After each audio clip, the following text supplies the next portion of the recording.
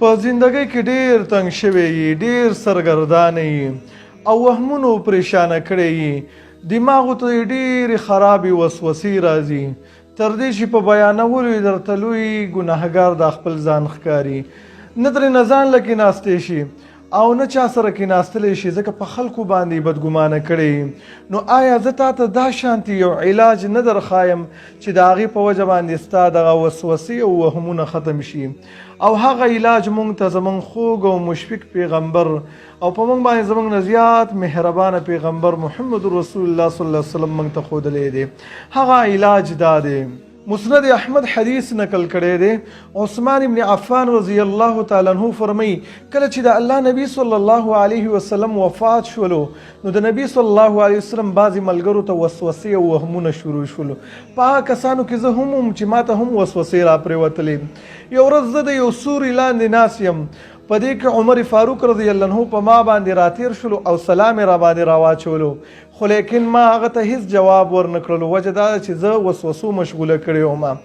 عمر فاروق رضی الله عنه لاړو، د نبی صلی الله علیه وسلم نائب خلیفة رسول الله صلی الله علیه وسلم ابو بکر صدیق رضی الله عنه ته یې ګیله وکړه چې په عثمان رضی الله عنه باندې مې سلام واچولو لیکن هیڅ جواب یې راته رانه کړلو. هغه ورسره را روان شولو او ما ته راغلو او په ما باندې سلام واچولو، ما ولا جواب ورکړلو. ما ته ویل عمر رضی الله تعالی عنه تا باندې رپورټ کړی دی چې یاره د باندې ما سلام واچولو او جواب یې رانه کو. ویل ما ورته ویل چې په ما باندې نه سلام اچولی او نه په ما باندې تیر شوی دی. عمر رضی الله عنه ورته وفرمیل قسم په الله ما په تا باندې سلام اچولی دی. ویل ما ته ابوبکر صدیق رضی الله عنه وویل چې شاید شغلک عن ذلك امر، شاید چې یو امر او یو کار ته مشغول کړی یې. ویل ما ورته ویل چې آو. ویل هغه راته ویل وما هو څه شی دی؟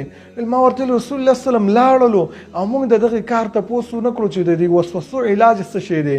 ابوبکر صدیق رضی الله عنه ورته وفرمیل ویل د هغې تپوس ما کړی. عثمان رضی الله عنه وویل زه راپاڅېدلم، ما ورته ویل چې لاحقه هم دا ده چې دا دې ترېنه پوښتنه کړې هغه علاج څه شی دی؟ ویل هغه وویل چې رسول الله صلی الله علیه وسلم وفرمیل هغه کلمه چې ما خپل تره ته پیش کړې او هغه رد کړله، هغه کلمه چې چا زمانه قبوله کړله او دی ویله د دغې په وجه به رب العالمین دا د وسوسو نه بچ کړي چې هغه لا اله الا الله ده. لا اله الا الله کلمه بار بار ځان سره ویل. دویم نمبر چې په حدیثو کې ذکر شوي ده اعوذ بالله ویل د دوی وسوسو په ټیم کې. دریم نمبر سورة الاخلاص قل هو الله احد سورت ویلو.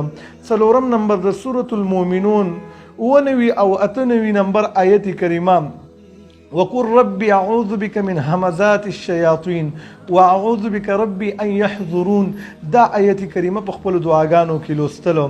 او پنځم نمبر چې سړی دغه زړه کې راولي چې رب العالمین ما په دغه وسوسو باندې نه رانیسي. شپږم نمبر په خپل الله او په خپل رب العالمین باندې توکل کول چې رب العالمین څه ماته لیکلي هغه به ماته ضرور را رسیږي. نو چې کله دا شپږ خبرې په انسان کې راجمع شي الله سبحانه وتعالی به د وسوسو نه خلاص کړي.